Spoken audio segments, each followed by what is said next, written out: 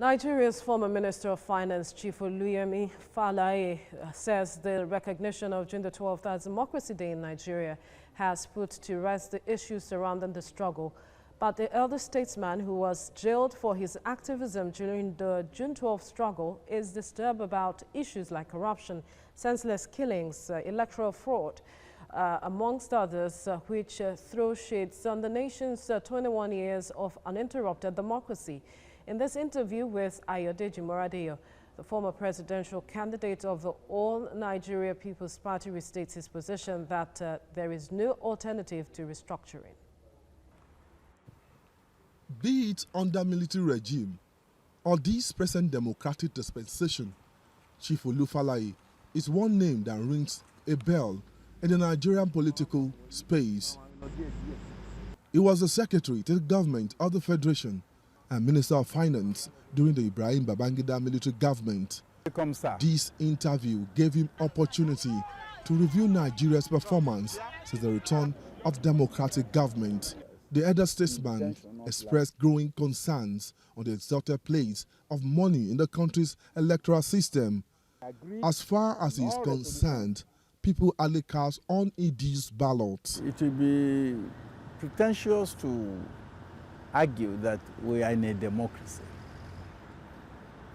We are in a civilian administration,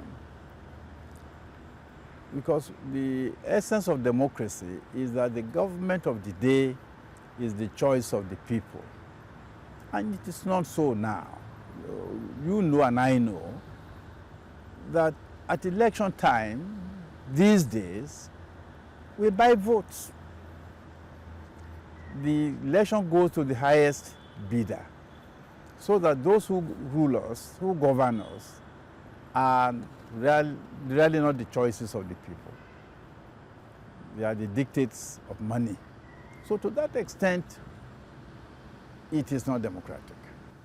The veteran politician also laments the inability of successive governments to tackle corruption, insurgency, mindless killings, which has now subjected the nation to a sorry state. There are kidnappers, there are bandits all over the place, a situation which we did not know all the years that the British were here. The Boko Haram, insurgency, the banditry, and cattle rustling and kidnapping all over the country. These are not situations that should exist in a democracy. And then also on the economic front, in a democracy, you expect employment to be of the majority, to be the norm. But it is not so. Most Nigerians are unemployed. In fact, Nigeria has become what they call the poverty capital of the world. It's very heart-rending. The Olu of Iluabo is pleased with the declaration of June 12th as a Democracy Day in Nigeria. The 82-year-old, who spent 2 years in jail on the account of his participation in the June 12th struggle, also has this to say. So to me, June 12th is a very important part of my life, for which I've sacrificed 2 years of my life and of my freedom.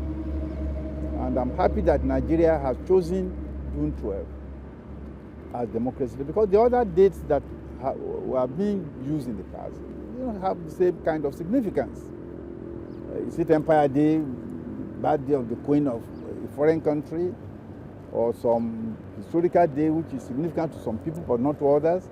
But June 12 was significant and important for all Nigerians, because all Nigerians voted for the same man, or most Nigerians, let me say, on that day. And when the military annulled the election, most Nigerians came together and fought until finally the military allowed democracy. The octogenarian is of the opinion that there is no alternative to restructuring the country. Push comes to shove. When it is become clear to most of us that the way to make Nigeria survive is to restructure, to make us stay together is to restructure, it will be obvious that we are fortunate that the Jonathan administration has left behind the report of the National Conference, a report that has been decided by consensus, by a conference that was fully representative of the various shades of opinion in Nigeria, that you can hardly get anything more representative and fairer than what is in that report. So I think at that point, someone will go and look for that report. I have my copy and I'll be ready to lend it to them. As Nigeria celebrates democracy, Chief Olu Falae is certain that if right steps are taken by government, the challenges slowing down the growth of the country are surmountable. Ayodeji Morade, your TVC News.